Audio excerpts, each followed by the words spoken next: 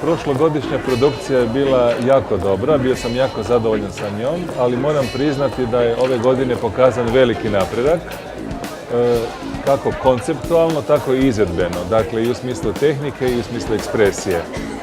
Vidjeli smo idiosinkratski pokret različita tijela koja se u nekim skupnim dionicama povezuju, nalaze neki zajednički nazivnik.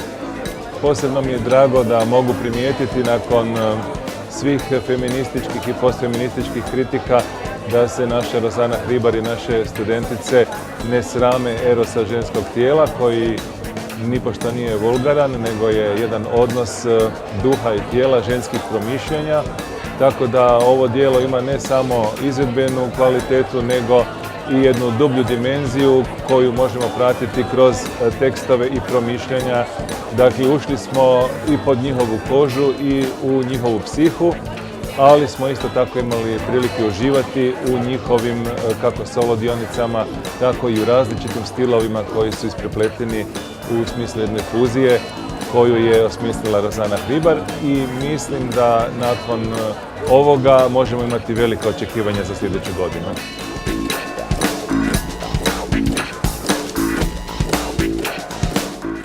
Dekleta so ponovno navdušila, pokazala so, da je to njihov bit, umetnost, svoboda, svojo svobodomiselnostjo so nas prevzele, tako da vabim tudi ostale svobodomiselne, mlade punce, zagnane, tiste, ki potrebujejo svobodo bolj kot sam zrak in vodo, da se nam pridružijo tudi drugo leto pri vpisu na Akademiji za ples.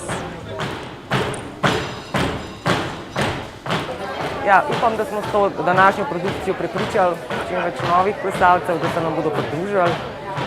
Želim si, da se vidimo na bodočih audicijah, ki bodo potekale. Imamo še 3 roke razpisane, tako da seveda vljudno vabljeni. Ja, lanska produkcija je bila zelo uspešna, ker smo se pojavili na tekmovanjih, na državnem tekmovanju Opus, kjer smo dobili 2 srebrni priznanji. Bili smo na živenih plesih, bili smo na festivalu Borštnik v Mariboru. Tako da smo se pojavili na številnih prizoriščih po Sloveniji, kar je v bistvu, se mi zdi, na nek način prineslo nek odmeven rezultat, da so se začeli plesalci precej bolj zanimati za to akademijo. Važno je, da vzdržujemo to kvaliteto končne produkcije, to je naša blagovna znamka, to je naš način, kako prezentiramo dober program akademije, ki ga imamo. Že zdaj recimo je nekaj deklet, ki drastično izstopajo, ne? Zagotovo lahko vzameš 3-4 že ta trenutek in jih postaviš na profesionalni oder.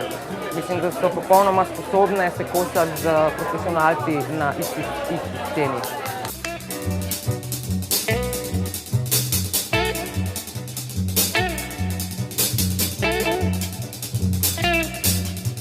Zdaj težko sploh najdem prave besede, no? Ker si poln enih emocij, poln v bistvu enih tudi fizično je telo to potrujeno, da sploh težko kakšne besede skupaj spravim, no? Ampak moram reči, da tako, no, energija, ki se je med nami pretakala zdaj na odru, to je nekaj, zaradi česar hodimo na to šolo, zaradi česar plešemo in to je fenomenalno. Res to ni besed, ki bi to opisale, te občutke gor na odru, ki v bistvu so delo poplačano. Jaz bi rekla, da je bila akademija nad mojimi pričakovanji. Definitivno v bistvu sem začela na ples gledati čisto iz enega drugega zornega kota, ker ga prej nisem poznala. Tako da definitivno prava odločitev za tiste, ki se želijo s plesom naprej ukvarjati.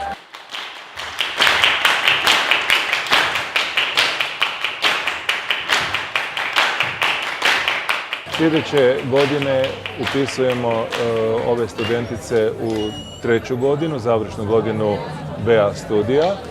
Dakle, druga generacija nastavlja sa svojim školovanjem, a također ćemo upisati novu generaciju. Također isto tako u Mariboru imamo odsjek za baletnu pedagogiju koji također nastavlja sa radom. Uz sve to skupa pripremili smo i magistarski program, tako da vjerujemo da će biti interesantno kako za naše studentice, ali i za druge zainteresirane koji žele nastaviti svoje školovanje, koji su možda negdje drugdje završili. Mislim da Akademija za ples ima veliki potencijal, ali se nadamo isto tako da ćemo imati više sluha od nadređenih, od novog Ministarstva kulture. Očekujemo pomoć, financijsku pomoć kako bismo omogućili ovim divnim mladim ljudima da napreduju i da pridonesu slovenskoj kulturi.